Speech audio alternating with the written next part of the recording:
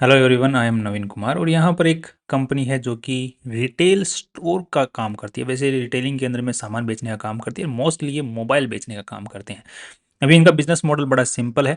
इनके खुद के स्टोर्स भी हैं जो इनको खरीदे हुए नहीं है, जो इन्होंने किराए पे ले रखे हैं, बट उनको ये खुद चलाते हैं। और काफ़ी सारी इन्होंने जो रिटेल्स ऑलरेडी जो दुकानें खुली हुई हैं जो मोबाइल्स का बेचने का काम करती हैं, उनको ये अपने तरीके से, मतलब इनको ये उनके सप्लायर्स ये बन जाते हैं, राइट। तो डिस्ट्रीब्यूटर ये बन जाते हैं उनके, तो उसके तरीके से फिर ये उन स्टोर्स को अपना नाम दे देते हैं। तो इस कंपनी का नाम है उमिया मोबाइल्स, राइट। इसके ऊपर में ये जो इनकी रिटेल स्टोर्स हैं, दुकानें जो इनकी खुद की नहीं है, दूसरे चला रहे हैं, उनको ये जो इलेक्ट्रॉनिक प्रोडक्ट्स प्रोवाइड करते हैं ये अपने डिस्ट्रीब्यूटर चैनल, बिकॉज इन्होंने डायरेक्ट टाइप कर रखा है कंपनियों के साथ में, उनसे डायरेक्ट माल उठाते हैं, फिर ये बीच में डिस्ट्रीब्यूशन का काम करते हैं, उनको करते हैं। और साथ में इनकी खुद की किराए की दुकानें हैं, उनके थ्रू भी ये अपना माल बेचने की कोशिश करते हैं। सो ऐसी ही कंपनी उमिया मोबाइल्स, तो यहाँ पे इसका जो 28 से 30 जुलाई के बीच में आईपीओ खुलने वाला है। 66 का इन्होंने फिक्स प्राइस सेट किया, 2000 का लॉट साइज है। यहाँ पर 24-25 करोड़ रुपए टोटल उठाना चाह रहे हैं। सारे पैसे कंपनी के पास में जा रहे हैं, प्रमोटर्स के पास में 100% मालिकाना हक बिफोर द आईपीओ था, आफ्टर द आईपीओ 73% के आसपास में रह जाने वाला है। रिटेलर्स के लिए यहाँ पर कोटा जो है वो इंडिविजुअल रिटेलर्स के लिए वो 50% कोटा यहाँ पर रहने वाला है, बिकॉज फिक्स्ड प्राइस आईपीओ के अंदर में 50% कोटा रहता है, राइट। आज के दिन इनके अच्छे खासे स्टोर्स हैं। मेनली जो खुद के जो स्टोर्स हैं इनके 20 के आसपास हैं, बाकी 169 के आसपास में। बाकी जो स्टोर्स हैं जितने भी, वो लगभग 200 के आसपास होंगे, वो रिटेलर वाले हैं, जो कि दूसरे लोगों की दुकानें हैं जिनको ये माल सप्लाई करते हैं। नेक्स्ट यहाँ पर देखने को मिला कि कंपनी की जो पूरी वैल्यू लगाई गई है 94 करोड़ रुपीज़ लगाई गई है। सो लेट्स सी कि जो इसके अंदर वैल्यू आज के दिन कुछ है या नहीं है, एंड उसके लिए हमको चलना पड़ेगा आरएचपी के अंदर हम लोग यहाँ पर चेक करने की कोशिश करते हैं कि जितना भी पैसा कंपनी यहाँ पर उठा रही है उसको क्या करने वाली, तो वो अपना लोन चुकाने वाली है पैसों से। तो लोन उनके ऊपर में ठीक ठाक यहाँ पर देखने को मिल रहा है। साथ में इस कंपनी को आज के दिन चला कौन है, जादवानी जी इसको आज के दिन चला रही है। नेक्स्ट यहाँ पर जो इनकी इनकम है उसको देखते हुए आप लोग यहाँ पर थोड़ा सा अंदाज़ा लगा सकते हैं कि इनकी टोटल इनकी जो रेवेन्यू जो निकला है 601 करोड़ रुपए का इन्होंने माल बेचा है पिछले पूरे साल के अंदर में, जिसमें से इन्होंने 5 करोड़ रुपए निकाले हैं। तो दैट्स काइंड ऑफ 5-6 करोड़ रुपए इन्होंने कमाए। नेक्स्ट इन पे कोई केस वगैरह नज़र नहीं आ रहा है। एंड नेक्स्ट यहाँ पर एक चीज़ और देखने को मिलती है, कंपनी जो अपना खुद के जो स्टोर्स हैं जो इन्होंने किराए पे ले रखे हैं, इनके खुद के मतलब खरीदे हुए कोई भी स्टोर नहीं है, इनके खुद के मतलब नाम पे कुछ भी नहीं है, ओनरशिप नहीं है किसी भी स्टोर की, बट ये ओन्ड स्टोर बोल रहे हैं बिकॉज ये खुद चला रहे हैं उनको। नेक्स्ट यहाँ पर इनका देखने को मिल रहा है कि वहाँ से इनकी सबसे ज़्यादा रेवेन्यू जो है वहीं से आ रहा है, सबसे ज़्यादा सेल वहीं से उठ रही है। बाकी रिटेल आउटलेट से इनकी रेवेन्यू ज़्यादा नहीं आ रहा, बट बाकी रिटेल आउटलेट का जो नंबर ऑफ परसेंटेज है टोटल नंबर ऑफ रेवेन्यू के अंदर में वो बढ़ता जा रहा है, बिकॉज ये नंबर ऑफ रिटेल जो रिटेलर्स हैं उनको जोड़ते ज़्यादा जा रहे हैं। बाकी कुछ रिटेल आउटलेट्स हैं वो इनको वापस भी भगा दे रहे हैं, मतलब कि भाई हमें नहीं बेचना तुम्हारे डिस्ट्रीब्यूशन चैनल के थ्रू, उनको भगा भी दे रहे हैं। सो वो बंद भी हो जा रहे हैं, वो आप इनके आरएचपी में देख सकते हैं कि इन्होंने बंद किया है। और बाकी ये नए भी खोलते रह रहे हैं, नए जो टाइप्स हैं वो भी करते रह जा रहे हैं। बी टू सी मॉडल के अंदर में काम करते हैं, दैट मीन्स कि इनका जो सबसे ज़्यादा रेवेन्यू आज के दिन आ रहा है वो बिजनेस टू कस्टमर आ रहा है, ना कि बिजनेस टू बिजनेस। अगर आप दुकान को अगर बेच डिस्ट्रीब्यूटर दूसरे रिटेलर को बेच रहे तो B2B सेगमेंट के अंदर में आता है। यहाँ पर ये मेनली B2C सेगमेंट में इनका सबसे ज़्यादा रेवेन्यू देखने को मिल रहा है। अब यहाँ पे जो रिटेलर्स हैं मुझे लग रहा है कि जो दुकान वाले हैं वो छोटे मोटे हैं, इसलिए मेरे को थोड़ा सा यहाँ पे डाउट हो रहा है कंपनी के रेवेन्यू मॉडल के ऊपर में, कि बिकॉज B2C से कंपनी का सबसे ज़्यादा रेवेन्यू आ रहा है। दैट मीन्स कि जो दुकान वाला है वो अपने नाम पे खरीद रहा है, फिर अपने नाम से डायरेक्ट बेच रहा है, ना उसके पास में प्रोप्राइटरशिप है, ना उसके पास में वो GST नंबर है, नथिंग इज देयर। सो उस वजह से मेरे को इसमें थोड़ा सा डाउट हो रहा है कि इनका जो रेवेन्यू मॉडल है B2B वाला, जो कि और इनके पास में नंबर ऑफ जो रिटेलर्स हैं वो बहुत ज़्यादा है, और उन्हीं की जो है अमाउंट यहाँ पर बढ़ती ही जा रही है। तो there is kind of negative कि ये कहीं पर कुछ तो झोल हो रहा है। नेक्स्ट ओके, यहाँ पे ये ऑलरेडी चेक कर चुके हैं। कंपनी का सबसे ज़्यादा रेवेन्यू आज के दिन मोबाइल से आ रहा है, उसके अलावा ये बहुत सारे और भी इलेक्ट्रॉनिक आइटम्स बेचने की कोशिश करते हैं, बट वहाँ से रेवेन्यू आज के दिन नहीं आ रहा है। ये इनके कुछ ओन स्टोर्स हैं। अब ओन स्टोर से कई बार जब आरएसपी आप लोग बढ़ेंगे तो कई भाई लोग आपको बताएंगे कि ओन स्टोर है, तो मैंने भी इसमें बहुत टाइम खपाया थोड़ा। मैंने कहा ओन स्टोर हैं मतलब खुद के स्टोर्स हैं, तो फिर मैंने थोड़ा चेक किया और आरएसपी को थोड़ा सा खंगाला, तो वहाँ पता चल रहा है कि जो ये स्टोर जो ओन स्टोर्स बोल रहे हैं, यही लिस्ट में अगर आप लोग यहाँ पर देखते हैं तो ये लेसर मतलब लीज पे ले रखे हैं इन्होंने, वो भी इतने इतने प्राइस रुपए के ऊपर में। सेम स्टोर्स हैं, अगर आप लोग यहाँ पर कंपेयर करना चाहें एड्रेस तो एड्रेस कंपेयर कर सकते हैं, so that you can have a clear idea. Next यहाँ पर थोड़ा सा हम आरएचपी के अंदर में देखने की कोशिश करते हैं कि कंपनी के जो बैलेंस शीट है वो आज के दिन इसके बारे में क्या बोलती है कि कितना पैसा इसमें लगा हुआ है एंड ऑल दैट। टोटल पैसा कंपनी के अंदर में लगा हुआ है 105 करोड़ रुपए। उसमें से जो इन्वेस्टर्स का पैसा लगा हुआ है वो अराउंड 14 करोड़ रुपए ही लगा हुआ है। उसके अलावा जितना भी पैसा कंपनी में वो उधारी का है।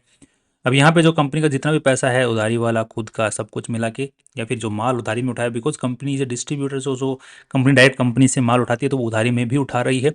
तो वो जितना भी पैसा उठाया हुआ है, जितना भी माल उठाया हुआ है, वो कहाँ पड़ा हुआ है, पैसा जो कहाँ पड़ा हुआ है, तो मेनली इन्वेंट्री के फॉर्म में पड़ा हुआ है। दैट मीन्स की उधारी में माल उठाया हुआ है या फिर कर्जे लोन लेकर के फिर माल उठा के रखा हुआ है।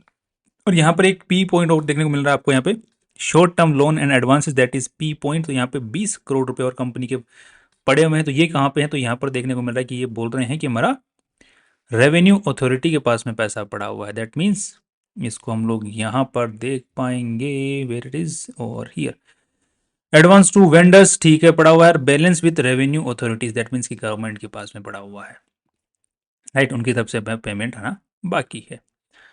That's again okay. एंड यहाँ पर ठीक ठाक रेवेन्यू जो है करंट एसेट्स, तो अभी जो मेन जो ट्रेड रिसीवेबल्स इनका कुछ खास आज के दिन नहीं है, बिकॉज रिटेलर्स को बेच रहे हैं। रिटेलर को मोबाइल फ़ोन कब बेचेगा, जब वो सामने वाला पूरा पेमेंट देगा या फिर लोन से लेगा, उस तो इनको तो पेमेंट आ ही जाएगा। तो इनके पास में ट्रेड रिसीवेबल्स होने के चांसेस कम ही देखने को मिल रही है। नेक्स्ट यहाँ पर रेवेन्यू किस चीज़ से आ रहा है सबसे ज़्यादा कंपनी का, तो आज के दिन देखने को मिला 601 करोड़ का रेवेन्यू रिसेंटली आया है। और इंक्रीजिंग ऑर्डर के अंदर में रेवेन्यू है, बिकॉज नए नए स्टोर्स खोले जा रहे हैं। यहाँ पर कंपनी का मोस्ट ऑफ द जो माल जो कंपनी खरीद रही है आगे से वो बच जा रहा है। जैसे यहाँ पे 25 करोड़ का माल बच गया है, और जो माल पीछे बच गया है वही 5-5.5 करोड़ रुपए का माल नेट प्रॉफिट बन गया है। अब वो पॉइंट है कि अब जब कंपनी इतने स्टोर्स का खुद के इतने स्टोर्स चला रही है, दूसरों को भी माल दे रही है, सो इन्वेंट्री का हो जाना या फिर इनके पास में बच जाना, इट्स ए नॉर्मल थिंग। और वो भी 25 करोड़ का माल बच जाना, it's a very normal thing. I don't think there is an issue over there. But यहाँ पर इश्यू मेरा यही है कि इलेक्ट्रॉनिक आइटम्स हैं, आपको ये जो कैलकुलेशन में ले रहे हैं, जो माल बच गया है और हर साल ही बच जा रहा है, वो कौन सा इलेक्ट्रॉनिक आइटम्स हैं जिनको ये इस जो इन्वेंट्री बच गई है उसमें मान रहे हैं। बेसिक तो ये बोल रहे हैं स्टॉक इन ट्रेड है वो बच गया है, बट वो उसकी एक्चुअल क्या है कमी, मतलब उनमें कोई कमी तो नहीं है या फिर डिफॉल्ट पीसेस तो नहीं है, and what is there, so we that we do not know, right. So वो थोड़ा सा इसके ऊपर में सवाल है, और रेपुटेशन के ऊपर में थोड़ा सवाल है, क्योंकि हमने थोड़ा सा पहले देखा कि 70% से अबव जो पैसा है वो B2C से आ रहा है, जबकि 45% पैसा जो है रेवेन्यू जो कंपनी का आ रहा है वो रिटेल आउटलेट के थ्रू आ रहा है। तो वहाँ पर थोड़ा सा डाउट हो रहा है मुझे इनके रिसिप्ट्स के ऊपर में।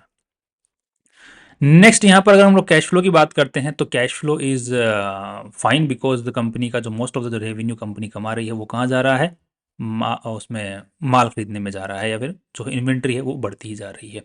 अब यहाँ पे कंपनी जितना भी पैसा उठा रही है वो सारा लोन का चुकाने वाली है। तो यहाँ पर आज के दिन देखने को मिल रहा है कि लोन जो लॉन्ग टर्म लोन है वो 30 करोड़ रुपए के आसपास में है। तो आई होप कि कंपनी इसी को चुकाने की बात कर रही है, जिसकी वजह से कंपनी का जो नेट प्रॉफिट है फ्यूचर के अंदर में, फाइनेंस कॉस्ट जो है ये 2.5 करोड़ रुपए जो है ये लगभग 2 करोड़ रुपए बच जाएंगे, तो ये नेट प्रॉफिट में कन्वर्ट हो सकते हैं। तो 7 करोड़ तक की तनख्वाह हो सकती, मतलब इनकम हो सकती है अगले साल अगर ये प्रॉफिट सेम मेंटेन रहे तो 100 करोड़ से 728 तो लगभग 14 के आसपास का पी रेशियो इनका बनने की उम्मीदें हैं।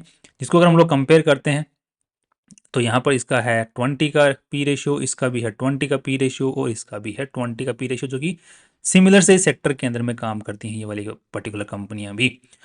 सो इसका रह जाएगा 14, और आज के दिन अगर हम लोग आज की कमाई के हिसाब से देखते हैं तो इसका भी 20 के आसपास का ही पी रेशियो जा रहा है। थोड़ा सस्ता है बट 20 के आसपास में ही जा रहा है।